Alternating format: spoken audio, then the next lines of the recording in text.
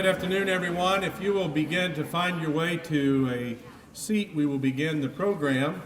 On behalf of everyone at Northeastern State University, let me welcome you to the 2018 Larry Adair Lectureship. It's certainly an honor to be with you. We're glad that you're here. To our guests, thank you for coming. To our students, this will be an important afternoon for you, so all of you are welcome. Let me say a little bit about the namesake of today's event, Mr. Larry Adair. A group of engaged family and friends established the Larry Adair Lectureship in 2004 as a way to recognize the many years of public service of Speaker Adair. The goal was to provide a forum to discuss politics, governance, and public policy. In my opinion, this lectureship has developed into NSU's premier lectureship. Larry Adair was the Speaker of the Oklahoma House of Representatives. He served in the House for 22 years. He is a veteran, having served in the United States Army, performing a tour in Vietnam. He was a teacher, principal, and superintendent. We are glad that he and his wife Jan are with us today, along with their daughter Anissa. Would you stand and let us recognize all of the Adairs today? Thank you for being with us.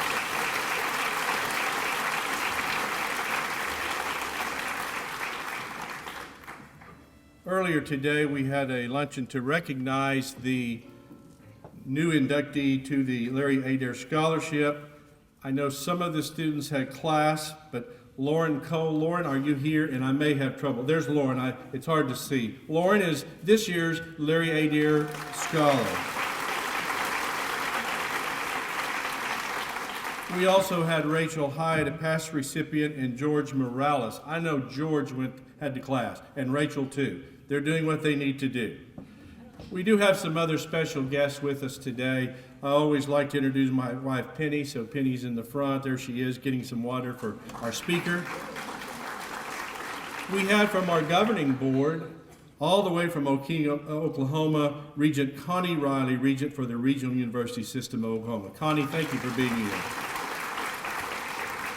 I'm going to go over the list, so wait, because I don't know who's here, and again, it's hard to see from here. But we had with us earlier today Ryan Keister, U.S. Attorney for Eastern District. Ryan, can you wave? Are you somewhere out there? There we go. Brian, thank you for being here. Trent Shores, the U.S. Attorney for the Northern District of Oklahoma, and his guest, Shannon Kazoni. She's the tribal liaison. Trent, are you here? There we go. Okay. Chief Bill John Baker of the Cherokee Nation was just here. He had to leave. But we have Todd Hembry, the Attorney General, Shannon Buell, the Cherokee Nation Marshal, Sarah Hill, Cherokee Nation Secretary of Natural Resources, Chrissy Nimmo, Cherokee Nation, she's the First Assistant Attorney. Would you applaud? Would you all stand or wave so we can see you? Thank you for being here. We have Jack Thorpe, the District Attorney for Cherokee County. Jack, thank you for coming today. Yeah. It's always good to see Senator Jim Wilson, former state senator. Jim, where are you? Here we are, Jim. Thanks for being here. I'm going to give you some housekeeping at this time. Again, let me say how pleased we are that you're here. Now some housekeeping. When you arrived, you received a note card and a pen. Please use this to submit questions and put your name at the bottom of the question if you would like. At any time throughout the program, raise your note card once you've completed your question, and our President's Leadership Class scholars and RSVP volunteers will collect those. So there's several. They greeted you at the door. So raise it, someone will come to you. It is now my pleasure to introduce our 2018 Larry Adair Lecturer.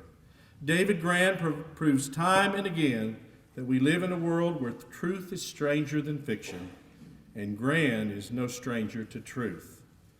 From an early 20th century British explorer's obsessive search for a lost civilization in the Amazon to the horrifying conspiracy to murder Osage citizens in our own state less than a century ago, Grann combines historic documents with family lore to produce stories that will be coming soon to a theater near you.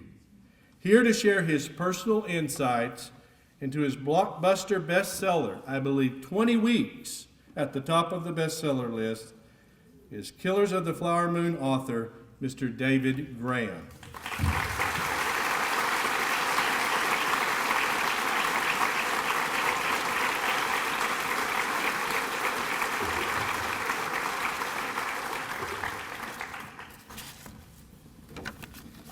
Thank you all so much for coming, and thank you, President Turner, for that lovely introduction and for inviting me here to the university. I also want to thank Speaker Adair for having this lecture series and helping to keep subjects like this history alive. And I want to thank Peggy as well for being such a gracious host during my stay here. I know some of you have read the book and some of you haven't, so I'll talk a bit about the research, the subject matter, but then I want to make sure I leave time for questions so you guys can lead me in the directions and I can hopefully answer those to the best of my abilities. I often tell this story, and I sometimes feel like I tell it too often, but it is the kind of origins of this project. It began, I think it was 2011, a long time ago. I had heard about a little bit about the Osage case, and I made a trip out to the Osage Nation in Oklahoma, and I made my kind of first pilgrimage there, and I visited the Osage Nation Museum. And I saw this photograph on the wall, and it's on the title page of the book. You get a better sense of it there because it was enormous. It went across the whole top side of a long wall, and it looked very innocent. It was taken in 1924. You could see members of the Osage Nation along with white residents, with white settlers. And I asked the museum director, who I was meeting for the first time, Catherine Redcorn, who would later become a friend. Catherine, are you here? I don't know. I thought she might be coming today. And I said, why is there a portion of the photograph missing? And she said, because it contained a figure so frightening that she decided to remove it. And she then pointed to that missing panel, and she said, the devil was standing right there. And the book grew out of trying to understand who that figure was and the anguishing history he embodied. And it led me to what I would come to realize was one of the most sinister crimes and racial injustices in American history, one that I believe tells a larger story about this country. Now, as many of you know, back in the early 20th century when these crimes took place, the Osage were worth a lot of money. They were millionaires for the most part because of oil deposits under their land. In order to extract that oil, prospectors would have to pay the 2,000 or so Osage who were on the tribal roll for leases and royalties for the money they found. Now, initially, this amounted to just a few $100s, but then as more oil was tapped, it grew into the thousands. By 1923, in that year alone, the Osage, those 2,000 or so Osage received what would be worth today more than $400 million. The Osage had become the wealthiest people per capita in the world. And reporters, often with a great deal of prejudice, would travel out to Osage territory to regale the readers with stories about the quote-unquote plutocratic Osage and the quote-unquote red millionaires with their terracotta mansions and their chauffeured cars and their servants, many of whom were white. It was said at the time, whereas one American might own a car, each Osage owned 11 of them. One of the reasons I like this photograph, it's not actually in the book, is it shows the impact of the wealth. So you can see the mother dressed in more traditional dress and the daughters dressed as flappers in the 1920s.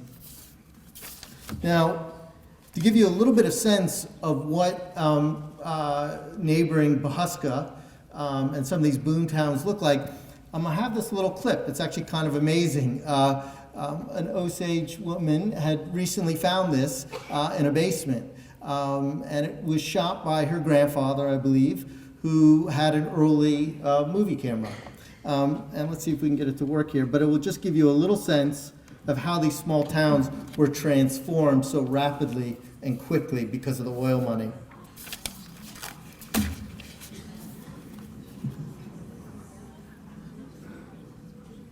Now, the tangled history of how the Osage had gotten hold of this oil-rich land went all the way back to the 17th century, when the Osage had laid claim to much of the central part of the country, a territory that stretched from what is now Missouri and Kansas all the way to the edge of the Rockies. President Thomas Jefferson referred to them as the Great Nation, and in 1804, a delegation of Osage chiefs went to the White House in Washington, D.C., and they met with the president, and Jefferson assured them that they would know the federal government only as their friends and benefactors. But of course, within a few decades, the Osage were forced to cede more than 100 million acres of their ancestral land. And they were eventually confined to a reservation in Kansas. And then in the late 1860s, and they were under siege again by white settlers. Among them, none other than the family of Laura Ingalls Wilder, and who later wrote Little House on the Prairie based on her experiences. There's a scene in that book in which she says, in that novel, where Laura asks her mom, "Why do you like Indians?" "I just don't like them. And don't lick your fingers, Laura." "This is Indian country, isn't it?" Laura said. "What did we come to this country for if you don't like them?" One evening, Laura's father explains to her that the government will soon make the Osage move away. "That's why we are here, Laura. White people are going to settle all this country, and we get the best land because we got here first and take our pick." Many squatters began to take the land by force and massacred several Osage. A U.S. government official said at the time, "The question will suggest itself, which of these people are the savages?" In the 1870s, the Osage were forced to look for a new homeland, to sell their lands in Kansas. And they looked around, and it was at that point that an Osage chief here said they should move to what was then Indian Territory. It was about 1.5 million acres, but most whites considered it worthless because it was rocky and sterile and infertile. And that Osage chief stood up at a tribal council meeting and he said, "We should go to that land." And he said, "My people will be happy in this land. The white man cannot farm here and will leave us alone." And so the Osage purchased this land in an agreement brokered with the U.S. government for 70 cents per acre and resettled there. By that time, the migrations, the conflict with white settlers and disease had a tremendous toll on the Osage. Their numbers had dwindled to just a few thousand, about a third of what they had been just less than a century earlier. Here you can see an early camp on the reservation. Then in 1906, just before Oklahoma became a state, the government forced upon the Osage the culmination of its very brutal assimilation campaign, allotment. And under this policy, which I know many of you are familiar with, the reservation would be broken up and the Osage would be each given allotment of territory, and the theory would be the rest of the territory would be opened up to white settlers. Now this was done not so coincidentally because it made it much easier to procure Osage lands, and this was true of other American Indian nations across the state and across Indian Territory. But the Osage had a bit more leverage than many of the other nations in Indian Territory. They had a deed to their land. They were the last to be allotted at the time. There was great haste to make Oklahoma a state. They were also led by one of the greatest chiefs at the time, a man who spoke 7 languages, including Latin and Sioux. And while they were negotiating, they inserted into their provisions, into their treaty provisions, a rather curious provision, or at least it seemed at the time. It said, "We shall maintain all the subsurface rights to all the minerals." Now, nobody thought, the Osage had some sense they were sitting on a little bit of oil, but nobody thought they were sitting upon a fortune. And they managed very shrewdly to hold on to this last part of the realm, which they could not even see. And after Oklahoma became a state, most of the surface territory of the Osage disappeared into the hands of whites, but they maintained collectively all this subsurface territory, which could not be bought or sold. Each of the Osage was given what was called a headright, a share in this mineral trust. And so they had become the world's first underground reservation. And before long, the oil boom had begun. Now, there was soon such demand for oil that many of the great oil barons that we know would travel to Osage territory. Here are the Phillips brothers arriving on what was known as the Millionaire Special train that would arrive. The auctions for these leases, because they would lease the territory, were often held under this elm tree. A lease could sell for as much as $2 million for an allotment of land. And that tree became known as the $1 million elm tree. Now, many of those oilmen first made their fortunes in Osage territory. J.P. Getty and his family first struck oil in Osage territory. Now, as the Osage wealth increased, it provoked all sorts of, trying to think of the right word, strange, prejudice, shocking reactions from other parts of the country. The U.S. government went so far as to require white guardians to manage the fortunes of many Osage. This system was not abstractly racist. It was literally racist. It was based on the quantum of Osage blood. So if you were a full-blooded Osage, you were deemed, quote-unquote, incompetent, and you were given a guardian, a white guardian. So here you could be, let's say, a great Osage chief who has led a nation, and you would be told whether you could get this car or this toothpaste down at the corner store. And not only was the system racist, it was also deeply criminal as it ushered in a system of graft, swindling, and embezzlement as millions and hundreds of millions of dollars were swindled from the Osage.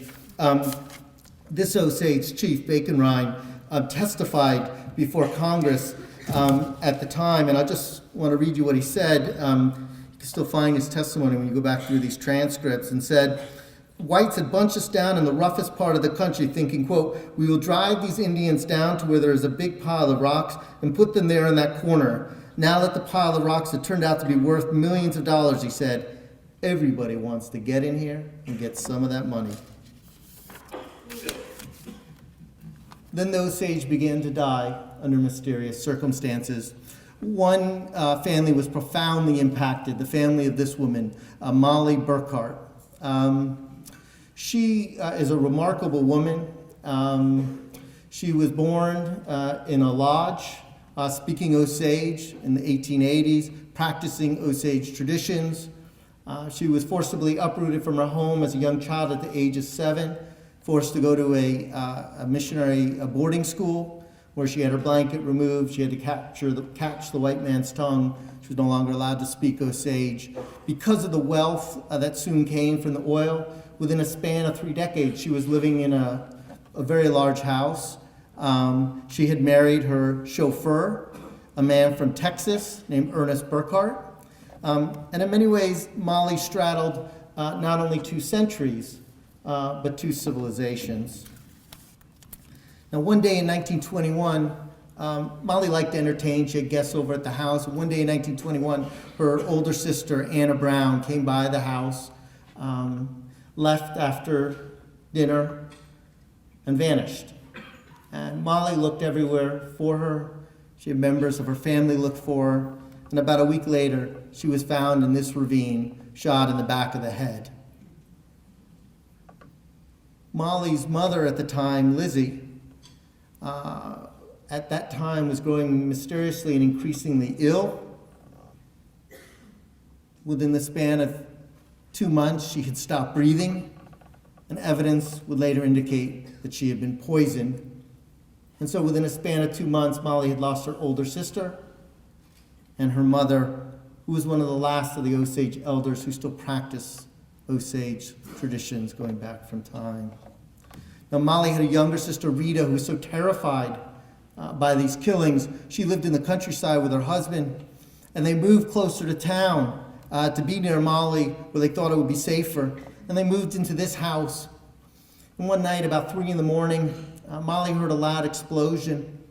She got up and she went to the window and she looked out in the distance of her sister's house. And all she could see was an orange fireball rising into the sky. It looked as if the sun had burst violently into the night. Somebody had planted a bomb underneath the house, killing Molly's sister Rita, Rita's husband, and an 18-year-old servant who worked in the house who left behind 2 young children. And it wasn't only Molly's family that was being systematically targeted one by one. There was a champion Osage steer roper who one day received a call, leaves his house, came back shortly after, begins shaking, drops dead, frothing at the mouth.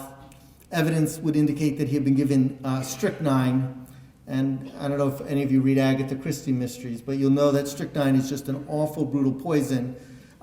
It causes the whole body to convulse as if with electricity, and you suffocate while you're conscious until you mercifully die. Many of those who tried to investigate the killings were also killed.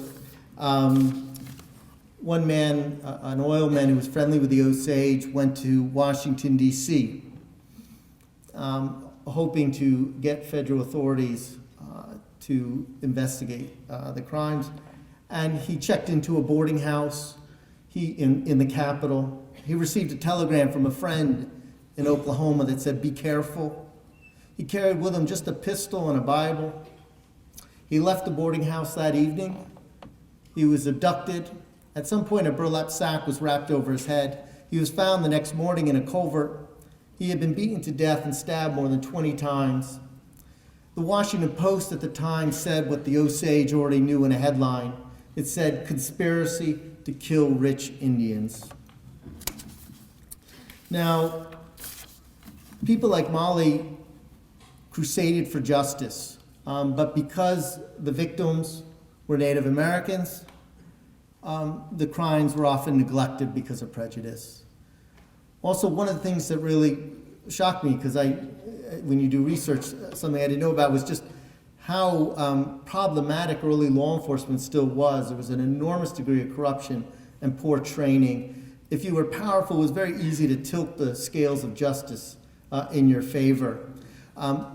Molly, often putting a bullseye on her back, would demand justice. She put out rewards, so did other Osage. By that time, the official death toll had reached more than 24. They would hire private detectives, but private detectives back then often had criminal backgrounds, in the case of the Osage murders, often were concealing the evidence rather than excavating it. And so in 1923, the Osage Tribal Council issued a resolution pleading with federal authorities at that point to step in. And it was then that a very obscure branch of the Justice Department was then known as the Bureau of Investigation. We all know it today, it's in the news a lot, as the Federal Bureau of Investigation, or the FBI. And it would become one of the FBI's first major homicide cases.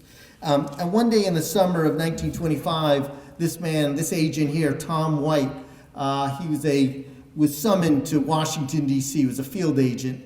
And he was summoned by the new bossman, J. Edgar Hoover. Now, White, in many ways, is like Molly in that he reflects the transformation of the country. He was born in a log cabin in Texas. He came from a tribal community of lawmen when justice was often meted out by the barrel of a gun. By 1925, he had been a Texas Ranger. By 1925, he has to wear a suit and a fedora. He has to try to adopt modern techniques like fingerprinting, handwriting analysis, and he has to file paperwork, which he can't stand. And when he gets to Washington, he doesn't know why the new bossman. Here's a picture of J. Edgar Hoover then. He does not look like the man we would come to recognize with the jowls. But that picture was taken just about a month or so before White arrived, shortly after Hoover had been named acting director. Now, one thing you need to know about Hoover was he was very paranoid. And he hated taller agents because he was about my height. And so he actually kept a dais behind his desk that he would step on. And if you were a taller agent, you dreaded being summoned to Washington, D.C. because he might fire you on the spot. So when White shows up, you need to understand that Tom White stands 6'3". And despite the new protocols, because Hoover's hiring these new college kids who were said to type faster than they shot, people like White, who was an old frontier lawman, would refer to him as the Boy Scouts. And even though White would later wear a fedora, at that moment he was violating protocol and he was wearing a Texas cowboy hat. So he's looming over Hoover, and Hoover begins to tell him about the Osage case, which White didn't know much about at that time. He had heard a little bit about it. And up until that point, the Bureau had been working on the case for 2 years, and the results have been completely disastrous. The Bureau suffered from many of the same problems of law enforcement, with poor training, a lot of corruption. There had been an oil corruption scandal with a Teapot Dome at the time. They had failed to make any arrests over 2 years. What's more, they had gotten an outlaw, a guy named Blackie Thompson, out of jail, hoping to use him as an informant. And instead, Blackie slipped away and robbed the bank and then killed a police officer. And Blackie would later meet his own unfortunate fate when he would be gunned down by lawmen. But Hoover had feared this scandal might undermine his dreams of a bureaucratic empire. And so White realizes that he's been summoned to Washington not to be purged from the Bureau, but because Hoover needs him to hopefully protect him and save him from a potential scandal.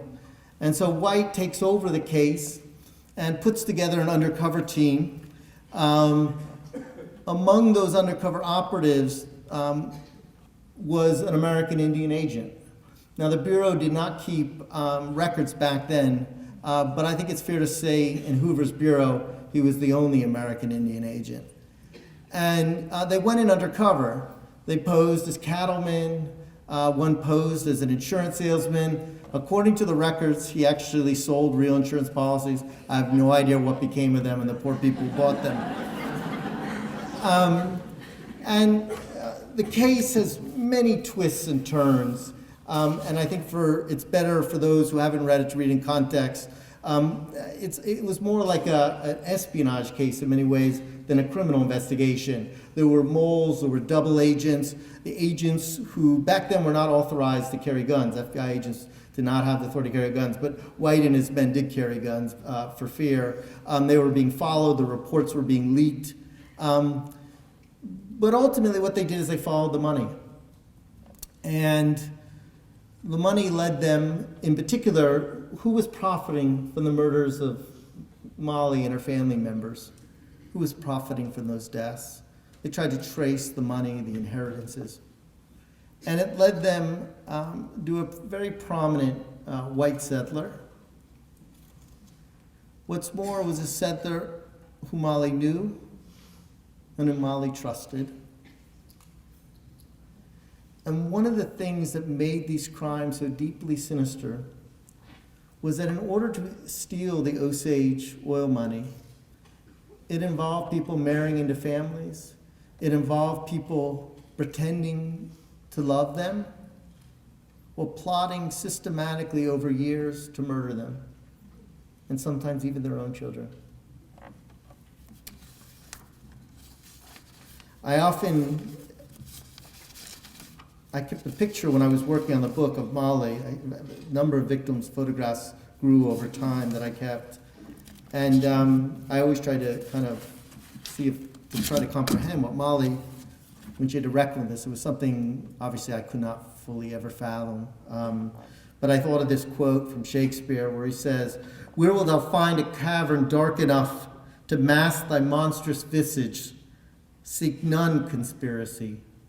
Hide it in smiles and affability." Now, the museum director, when I was there, had gone down into the basement during my first visit, and she brought up the missing panel. And there, peering out very creepily from the corner, was one of the killers of the Osage, the man who White and his undercover operatives had identified he was the so-called devil. And I always stress this because I think it's why I wrote the book and why I think it's important we remember this history, which is that Catherine and the Osage had removed the photo not to forget what had happened, but because for them they can't forget. And yet, here I was and so many others, Americans, who had no knowledge of these events, were either not taught it or had forgotten it and neglected it. And I just want to say one other, just before I move to questions, just one word about the way I structured the book. I did it in an unusual way, at least for me, and I told it largely from three perspectives. And the first perspective was from Molly's. And I did that because when I had read a lot of the official accounts, Molly, even though she was at the very center of what was happening, usually merited just a sentence. She had no agency.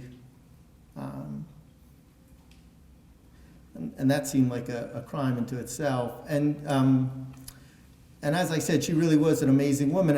I don't say this explicitly in the book, but she showed enormous courage because when she was crusading for justice, she was always putting a bullseye on her back. And one of the more interesting documents I found, I tried my best, with what information I could find in the archives. One of the documents I found was something from, I think it was from 1934, just about 2 years before Molly died. And it was an appeal she had filed of her incompetency. And she had appealed the court to be deemed competent. And so in 1934, 2 years before her death, she was deemed quote-unquote competent. And it was only then that she became a full-fledged citizen who could control and have access to her own fortune and her own destiny. The second perspective, I tell it was largely from Tom White, and here you can see his own transformation to try to lead you through the investigation. And then the third perspective I try to tell from the present, from my own reporting, visiting these areas. A lot of the boom towns are now ghost towns. This is a boarded up bar in the area, actually near where Anna disappeared. I tracked down many of the descendants in the course of the research for this book, many of the descendants of both the murderers and the victims, many of whom still live in the same neighborhood side by side, which is part of the story of this country. I tracked down Mary Jo Webb, an Osage elder, Marvin Stepson, a judge. I also tracked down Margie Burkhart. This is the granddaughter of Molly. Margie took me out to the graveyard where so many of her ancestors who were murdered are buried.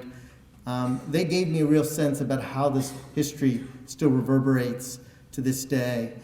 And one of the reasons I tried to tell the story this way is because it's very hard to discern history, especially as it's unfolding.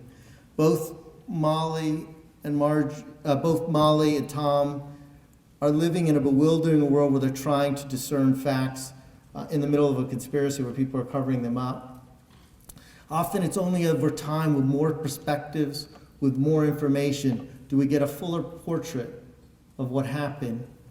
And based on a lot of new information, based on a lot of the interviews I did with many of the Osage, including people like Margie, I try to show at the end that there was a much deeper and darker conspiracy than the Bureau ever exposed. Thank you so much. I'd be happy to answer any questions.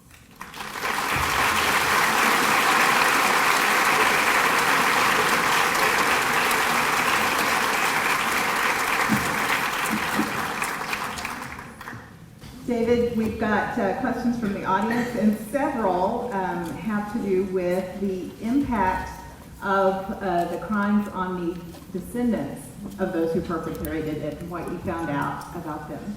Yeah. It's a really good question, and there may be some here today. And there is. Oh, who's here? Granddaughter of Sidney Tate. Oh, okay, great. So I often was struck when I met with many of the Osage about how that history still reverberated. But one of the things that I found most haunting in speaking with many of the Osage descendants was that many of these cases went unresolved, that because the Bureau closed the case after a period of time, the real death toll was far greater. The numbers were in the scores, if not hundreds. And because many of those crimes went unresolved, many of the Osage have lived, or told me they live with doubts and uncertainty over so many years, not knowing the precise cause, who was the perpetrator. In some of those cases, they would often give me bits of evidence and trails that I would try to investigate myself. But often, because so many years have passed, because the suspects are dead and the witnesses are dead, it's not always possible to know for sure. And so I think one of the secondary crimes was that the victims denied the families even their history, even a proper accounting. And I don't want to speak for the Osage, but that was that was the impression I got from them. And that's a really difficult thing to live with that kind of not proper accounting of what really happened. So this person is asking about your writing style, and it's Lane Dolly, wondering what was the most difficult roadblock during your research for Killers of the Flower Moon, and what unusual tactics did you employ to solve that problem? So I would say you get no points for difficulty as a writer and reporter. I often say the easier things you do often read just as well, maybe better. But this was extremely difficult because of the research it entailed. It took me close to 5 years to do the book, and I really wanted, as best I could, to try to at least not just have the FBI story through official records. And so that involved going into a lot of archives and tracking down the descendants who could provide me letters, oral histories. And I think it wasn't so much there was one roadblock, it was just a very slow process of trying to accumulate that evidence, accumulate that material. I really want to try to tell history as best as possible as I can, as factually accurate, and yet in a way in which people can feel what it was like. That it's not just a recitation of facts, but that you really get a sense of what it was like to live in that time. And so for me, that was the biggest challenge. And I wish I had a tactic that was maybe really smart. Maybe I would have done it quicker. What it really just entailed was just patience, and a lot of patience on my wife's side to put up with me.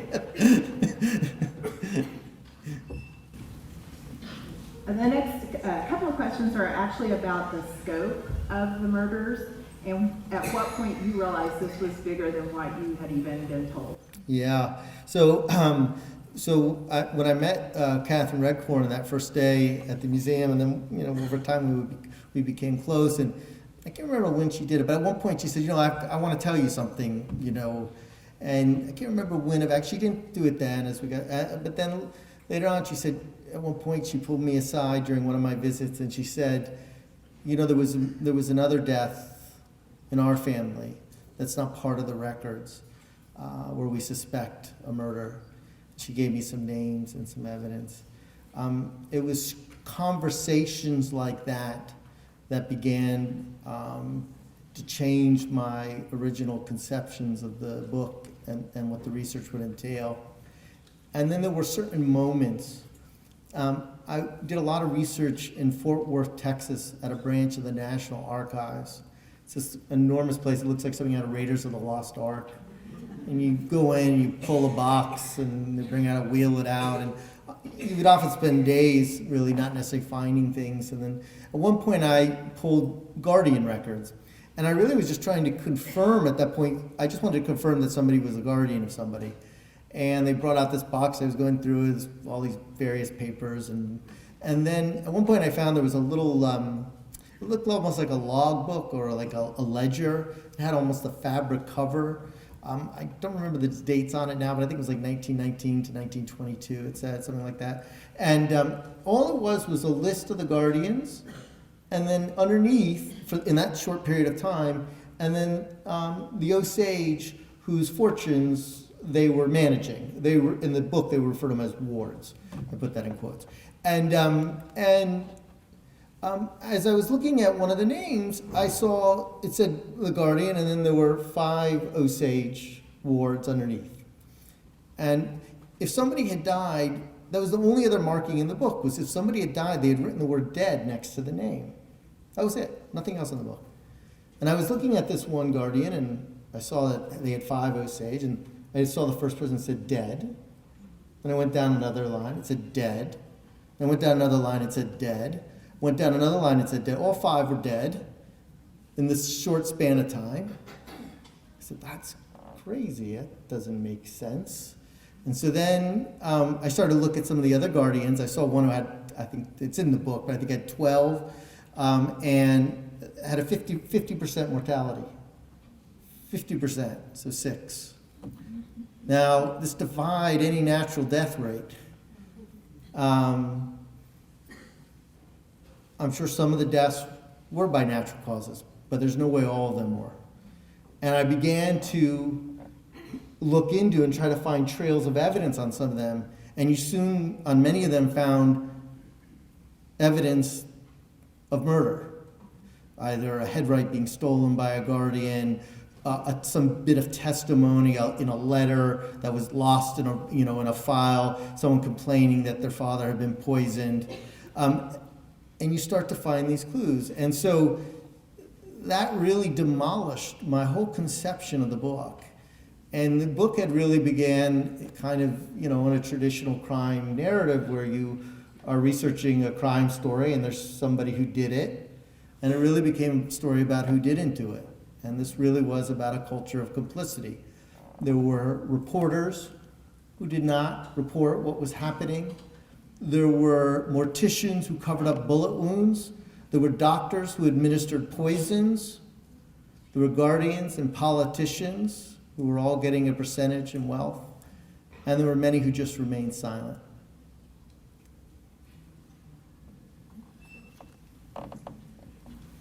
Several questions are asking about whether the Osage received any sort of reparations or any lawsuit proceeds, or whether there should even be a truth and reconciliation commission that works on this. Yeah, I think I think the Osage should answer the latter questions. I don't, in terms of what they believe there should be. And what would provide some element of justice and remuneration. Hundreds of millions of dollars were swindled. They were part of that lawsuit in which they sued the government along with many other American Indian nations for mismanagement of trust funds. I think they received about $300 million, but it's just a fraction of what was taken. I don't know how you provide justice in a case like this after so many years. I will say this, though. When I spoke in Tulsa about a year ago, Margie came, Margie Burkhart. Oh, Margie is here. Oh, okay, good. So, so Margie's here. And there was a descendant of the devil who was there, who came up to me. Not someone I'd known about. And I know they spoke afterwards. But you have a sense of how this history, again, is still alive, and why I think it's important we reckon with it. And I'll just repeat what I said earlier. One of the things that really struck me when I was doing the research, I spoke to an Osage elder named Mary Jo Webb, and a lot of the murderers live right near her. And at one point I asked her, I said, what do you think about, the descendants? Do they say anything? And she said, they don't talk about it. They either don't know or they don't want to talk about it. But I thought with an enormous degree of kind of understanding more than I would have in her circumstance. She said, we don't hold them responsible for the blood of their ancestors. Several questions ask about your own emotional responses as you're researching the book, whether you were overwhelmed or anger, and how you kept that in check. Yeah, I write on all sorts of different things, and I write a lot of stories that are what I would consider kind of larks, like chasing for the giant squid, and it's a kind of different emotional experience you have. You want to write with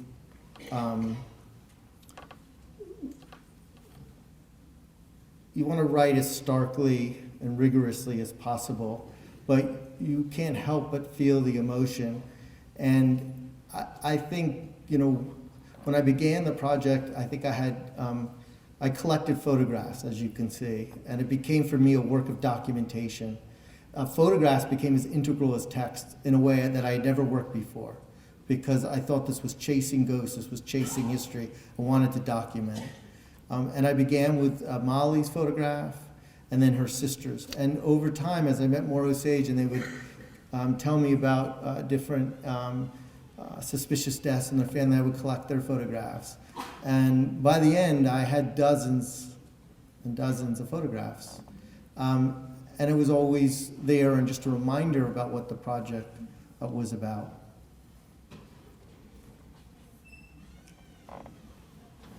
How did one become eligible to become a guardian of an Osage? Yeah, it was a really corrupt system, obviously. There was a lot. I found testimony where they were considered plum positions. So they were the court, the judge would assign the guardian, and there was there was patronage. So they would often trade things for votes, or they would give them to friends, or they would get kickbacks because people wanted the guardianship. So it became a real system. Not only were the guardians stealing money, the system to become a guardian was filled with graft as well. And I should note that it's also kind of shocking, outrageous too, that because there was so much money to be got from the guardianship, it's important to understand that these crimes were not like robbing a bank. They were robbing far more, because the Osage were receiving a quarterly check every 4 months. And so it was a constant flow of income that they were stealing by stealing the head rights. And many of the guardians would have multiple Osage so that they could then target systematically more than one. 2 questions regarding your research. One being the FBI Osage case file. And, this person says it's 65 volumes long and wondered how much access you've had to that file. Yeah.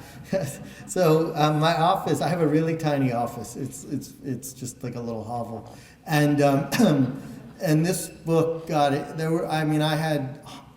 I don't think it's exaggerated. There had to have been hundreds of thousands of documents I had in that little office, to the point where you could barely walk by the end. And I had the FBI files that were officially released that I was able to get through FOIAs. Now, the FBI has kind of internal habits of secrecy, and so there were parts still blacked out all these years later. It makes no sense for them to be blacked out.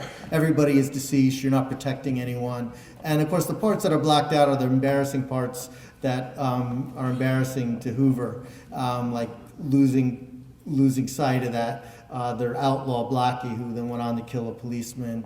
I was able to get a lawman to give me the uncensored version, so I had that too. And I'm still in legal fight with the FBI for them to release the unredacted portions, not for me, because I'm done, but just for the public good. And that actually leads to another question. Someone wondered if there's been any updates that you can provide us since the book has been published. Yeah, there has been, just in terms of connections and people coming forward. Many Osage have brought forth to me new potential cases to look into, new evidence. I've had emails from people who knew the devil, who I had not been able to find, whose father may have or grandfather had. And so that kind of has trickled in, relatives and descendants who, and often it's just little bits, but it's just little bits of details. But I always say there is no definitive history. History is an evolving, constantly accruing organism. And this is a case that will accrue, and hopefully, there will be new chapters written, new bits development, more Osage voices, all of it. I see it as just, this is one piece of a tapestry. A student, Brinley Hudson asked, in my philosophy and law course, we focus a lot on morality and natural law. How do you think the people who committed these acts put themselves above the Osage people? How could a person think this was okay at any time? Yeah. The question of the decade, century. Yeah. So, there really were two factors. And factors is not the right word. Two sins, two forces. I don't know the right. Sometimes I never know the right words on these things. Greed and prejudice. They combined in one of the most vicious forms in this case. The Osage were being killed for their money because of greed. But prejudice seems to have allowed many people to commit these murders rampantly, to justify them, to not always see their targets as human beings. I thought one of the most striking bits of testimony I found was from one of the Osage gunmen, one of the gunmen of the Osage, I should say, who said something to the effect that, killing an Osage is no different than killing an American Indian in the 1700s. And it is important to remember, we're talking about the 1920s. It's fairly recent history. But I don't know if there are things that are unfathomable even after all the years of working. You try to understand it, but I don't think, maybe you don't ever want to fully understand it. But greed and prejudice were obviously the two forces that came together and allowed for this systematic murder campaign in which so many people were complicit. A couple of folks are, one is saying that her mother told her that you met with the elders council to ask permission before writing the book and wants to thank you for that. But then another question asked how did the Osage receive you when you broached this topic with them? Yeah, so a lot of people ask me that, and I always, for so many questions, I always wish I could just have some of the Osage I spoke to here, so they'd be better to answer. I never ask people why they speak to me or whatnot, but it was a process of spending a lot of time there, and I don't know. Well, let me say this: the Osage were amazingly wonderful and generous to me. So many of them became friends. I spent so many. I think in the beginning, who's this strange New Yorker who's nerdy New Yorker hanging out who's clearly never seen a shotgun in his life and in the middle of actually never been to a prairie. I'd never been to a prairie. God, that is the honest truth. And became friends over time. And often they would introduce me. It was a process, and for me, getting their testimony was so important. It's their story, and I'm just trying to record it the best I can, as faithfully as possible. Hopefully do it some justice. But I got the sense, and again, this is why I wish they would answer this question, because I don't know, but my sense, this is again an impression, is that they were aware that this history had been so neglected by so many people, and I think there was an element of wanting that not to be the case, to share that story. And in some of the cases, they would also give me evidence, hopefully hoping I could look into some of the cases. And in some of them, I was able to hopefully get some trails of evidence.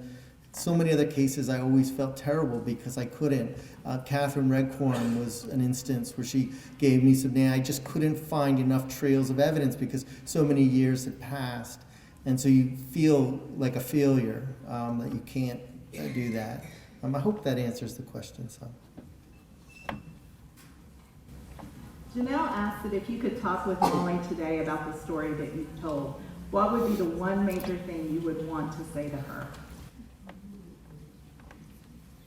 Man, that is a good question. Got me stumped.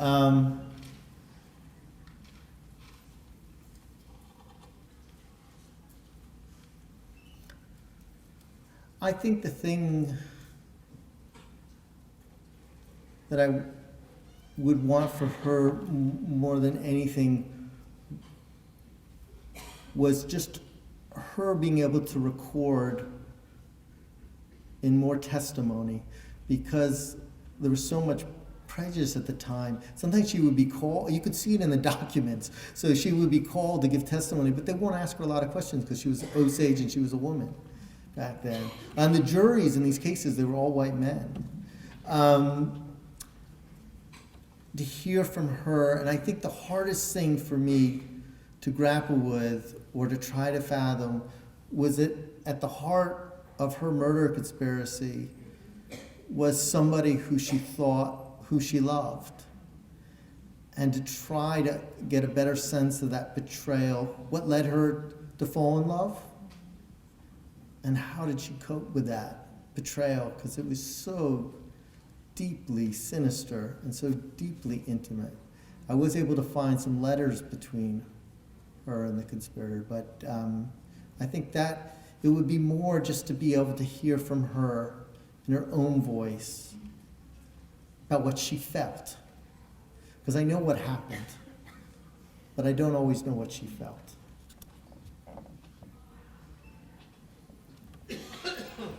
We have several book clubs that are here indoors. If you're with a book club, would you raise your hand?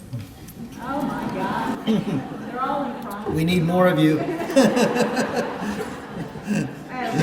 One of them from the Women of Teakiller book club, Cheryl Payne, notes that she thanks you for writing the book, and she said since she was a child, her mom had told her about a family member whose husband tried to murder her for her head rights. All she could recall was the child became ill, so her plans changed. Your book solved the family connection. John Cobb was her great uncle, and so she wanted to say thank you. She said, "My grandmother's brother, crazy. Thank you." She was able to solve a family mystery. Her. Say it one more time. Her granduncle was John Cobb.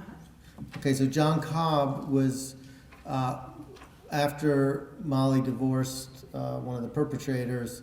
She married a man named John Cobb, and to the best of my knowledge, had a good marriage. All right, so I just got asked if I'm going to ask you about the movie, and I am.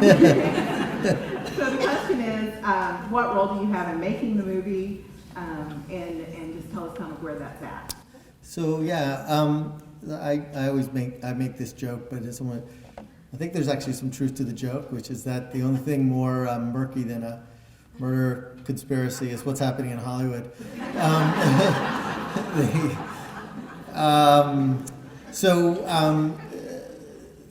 But the project still seems like it's going well. My involvement is limited, by design. I really work on my books, and they take so much time, and I really focus on that part. That's what I'm good at. I don't know how to do the other stuff, and so I really separate it for the most part. But it seems to be in the hands of people who care. And I know some of them just made a trip out and met with some of the Osage elders, which I was really happy about. And, if all goes well, Scorsese will be directing, and I know he cares about authenticity. And I think DiCaprio would play Tom White. And if it all, again, if, always say if, but if at all, hopefully they would start to move forward in the fall, I think would be my best guess, but I'm not 100% sure about the timing yet. Speaking of movies, someone is wondering how you felt about the movie Lost City of Sea. I was happy with it. I was happy with it, which I know many authors who you ask them about the movie made about their project and they just kind of slink away. No, I was happy. James Gray, my first book was about a British explorer who disappeared in the Amazon with his son in 1925 while looking for an ancient civilization. The only thing stranger than imagining me in the prairie was imagining me in the jungle. But I did it. You go where the story takes you. But James Gray, the book alternates between the present and the past, and the movie is all historical, so it's different. But I think that's good. But I thought James Gray, the director, did something ambitious and worthy. I know there are several other projects of yours that are coming to either the small or the big screen. Do you want to share those so we can keep an eye out for those? Sure. So there are 2 stories I did. I write for the New Yorker magazine too, and I did the first story I ever did in the New Yorker, which was in 2003. It tells you how long it is to get a movie made. It's called Old Man and the Gun. It's about an old stick-up man, one of the last of the legendary stick-up men. He's also probably the greatest prison escape artist in history. He broke out of San Quentin in a kayak in which he painted on it Rub-a-Dub-Dub. And he was robbing banks into his 70s. He would have a hearing aid that was actually a police scanner.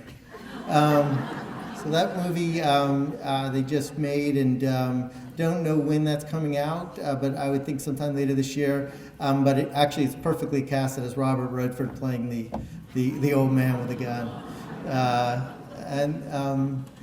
And then the only other project is there's I wrote about a likely innocent man who was executed in Texas based on junk science, based on junk arson science.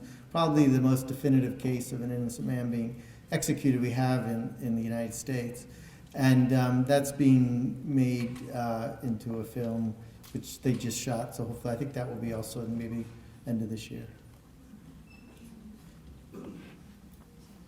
Which leads us to, what's your next book going to be about? What are you looking into now? Well, I just did a piece for the New Yorker about an explorer in Antarctica. I needed something a little lighter, although I don't know how light that was because it had a tragic ending, but an explorer who walked across Antarctica in the footsteps of Shackleton. But I'm looking for my next book project. I promise if any of you have a good idea, you get to choose the dinner. Honestly, whatever you want, free books, you want to come to the movie set, you let me know.